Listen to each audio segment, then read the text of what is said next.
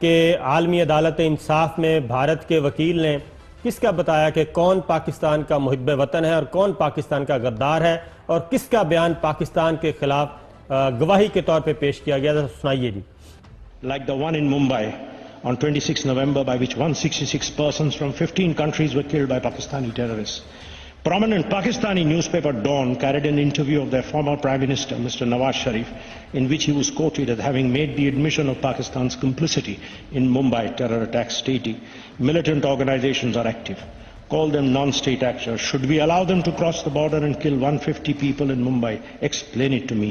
Why can't we complete that trial?" یہ تھے جناب بتا رہے تھے کہ کون محب وطن ہے پاکستان کا اور کون غدار ہے. نواز شریف صاحب اس کا جواب عالمی عدالت انصاف میں کھڑے ایک شخص دے رہے ہیں جو آپ کے انتہائی قریبی دوست آپ کے رازداں مودی کا مقدمہ پیش کر رہے تھے ادھر. بھٹی صاحب اب میں آپ کو سناتا ہوں کہ یہ اپنا نواز شریف صاحب نے دوست ممالک کا ذکر کیا.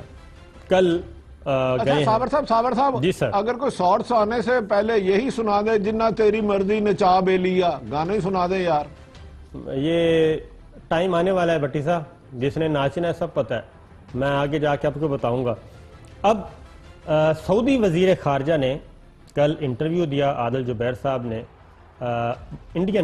انڈین ٹی وی چینلز پہ، اور ان کے انٹرویوز میں ان کو بار بار سوال کیا گیا، ان کو گھیرنے کی کوشش کی گئی، ان سے الفاظ اگلوانے کی کوشش کی گئی کہ شاید نواز شریف صاحب کی طرح یہ تو سعودی وزیر خارجہ ہیں، پاکستان کے تو نہیں ہیں، شاید کوئی ایک جملہ بول دیں جو ان کے کام آ سکے.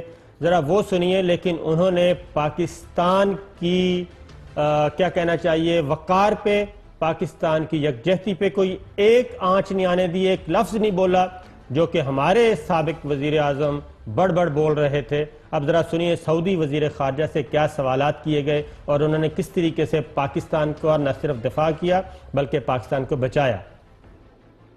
I'm not sure who's responsible for the cross-border terrorism, so I'm not in a position to address. I'm not aware of the details of this case, nor am I aware of the details with regards to any cross-border incursions. I haven't seen the evidence, so I can't comment on something that I haven't seen the evidence. So do you believe that Masood Azhar is a fit case to be designated a global terrorist? I don't really have much background on this issue, so I'm not in a position to judge.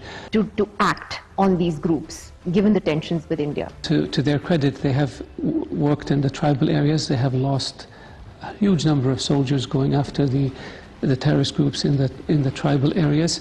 So their view is that they have made a great sacrifice and that they're doing all they can to go after the terrorists. بھٹی صاحب یہ تھے سعودی وزیر خارجہ جو پاکستان کا دفاع کر رہے تھے، اور ابھی تو ہم نے وہ سوالات نہیں سنوائے انڈین جرنلسٹ کے، انڈین اینکرز کے. لمبے سوالات تھے، پورا مقدمہ بنا کے ان کو کیوں دی جاتی تھی کہ شاید اس طرف سے کوئی ایک آدھ لوز بال آ جائے سعودی وزیر خارجہ کی طرف سے. بھٹی صاحب